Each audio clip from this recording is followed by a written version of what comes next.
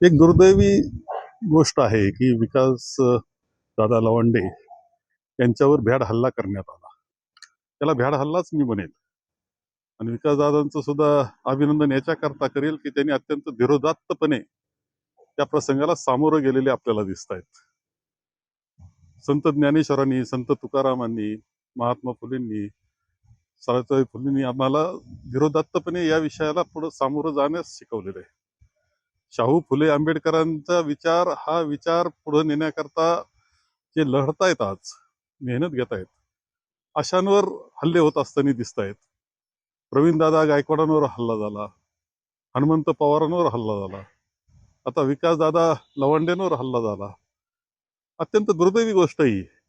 खरे तुम्हाला प्रतिवाद करायला संधी आहे. तुम्ही सांगू शकता की आम्ही कसे खरे वारकरी आहोत, हे सांगण्याची जबाबदारी त्यांची आहे. असं असतं आणि हल्ला करून दहशत निर्माण करण्याचा प्रयत्न होतोय.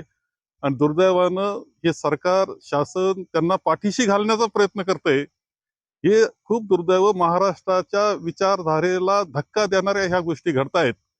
आणि यामध्ये अत्यंत जागृतपणे वारकरी संप्रदायानं, जे जे असतील वारकरी संप्रदायाला मानणारे, त्यांनी या गोष्टी खूप जागृतपणे पाहिलं होत पाहिजे.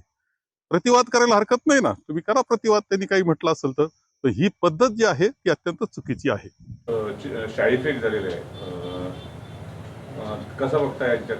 नाही, असं होता कामा नये. कारण असे प्रकार झाले तर मग कोणी त्यांना काम करणं अवघड होऊन जाईल. त्याच्यामुळे हे प्रकार घडता कामा नये असं मला वाटतं. धर्मांतर प्रकरणात निदा खान जे आहे त्याच्यावर मदत केल्याप्रकरणी MIMच्या खासदारांवर गुन्हा दाखल करण्यात आला, सह आरोपी करण्यात आलाय. आणि इम्तियाज जलील पण याची पण चौकशी झालेली आहे. हे बघा, एकंदरीतच मी आपल्याला सांगतो की धर्मांतर विरोधामधला कायदा हा खूप कडक झालेला आहे. आणि धर्मांतराचे प्रकार घडू नये याच्या संदर्भात आदरणीय मुख्यमंत्री महोदयांनी स्वतः स्टेटमेंट दिलेलं आहे. त्याच्यामुळे ज्या काही कारवाई होत असतात त्या चौकशी केल्याशिवाय कोण काही कारवाई करत नाही.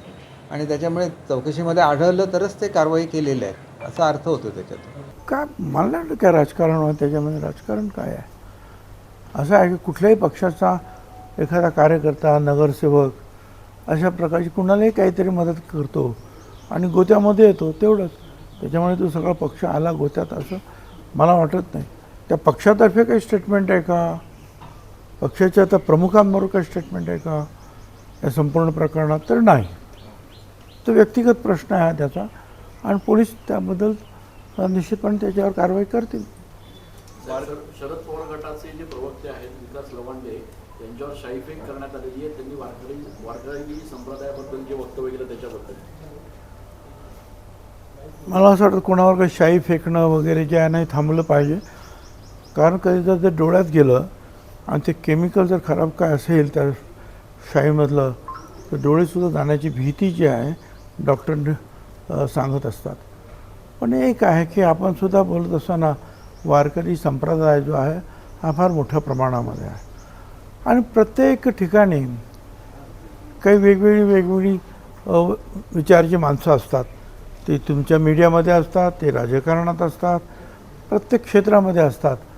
त्यामुळे संपूर्ण क्षेत्र जे आहे त्याच्यावर टीकेची जे आहे तर घाव घालायचं काही कारण नाही. आणि असं जर असेल तर त्यालासुद्धा उत्तर देताना ही सगळी वारकरी मंडळी असतील किंवा काय ते हुशार आहेत. त्यांनी जे आहे त्या पद्धतीने उत्तर दिलं पाहिजे. की शाई फेकणं वगैरे वगैरे मला तरी ते काही पटत नाही. असं काही करू नये. किंवा वारकरी संप्रदाय जो शांततेसाठी ओळखला जातो त्याने एवढं हातगाईवर येऊन अशा गोष्टी करू नयेत. त्याचा प्रतिवाद करावा त्यांनी, असं मला वाटतं. पश्चिम बंगालमध्ये भाजपची पहिल्यांदा सत्ता येते. आज ते मुख्यमंत्री शपथविधी घेत आहेत. आपण कसं बघतात गेल्या काही वर्षाचं पश्चिम बंगालचं राजकारण? काही काय असे ना, परंतु आज जवळजवळ 20-25 वर्षानंतर तिथे भाजपचं सरकार आलं आहे. आणि त्यासाठी भाजपने खूप कष्टसुद्धा घेतले. कारण मला माहिती आहे की मुंबईतले सुद्धा अनेक भाजपचे कार्यकर्ते तिथे जाऊन काम करत होते. बरं तो डिफरन्स जो पडलेला आहे भाजप आणि ममता दिदी हा प्रचंड मोठा डिफरन्स आहे. तर 10, 20, 25चा का असता तर काहीतरी त्याला अर्थ होत.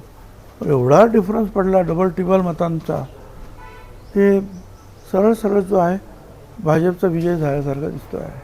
त्याच्यावर कोणी काही बोट ठेवण्यासारखं मला वाटत नाही. पण दुसऱ्या बाजूला तमिळनाडूमध्ये मात्र एक कोंडी निर्माण झालेली आहे त्यांना शपथ देण्यासाठी. नाही, ती कोंडी सुटली असं मी पण ऐकलेलं आहे की त्यांना बाकी सगळ्यांनी सपोर्ट केलेला आहे. त्यांचे एक लोक 2 लोक जे निवडून आले त्याच्यामुळे तो मॅजिक फिगर जो आहे तो पूर्ण झालेला आहे. आणि लवकरच त्यांचंसुद्धा जे आहे TVKचं काय ना विजय थलपती यांचा शपथविधी होईल असं वाटतं मला.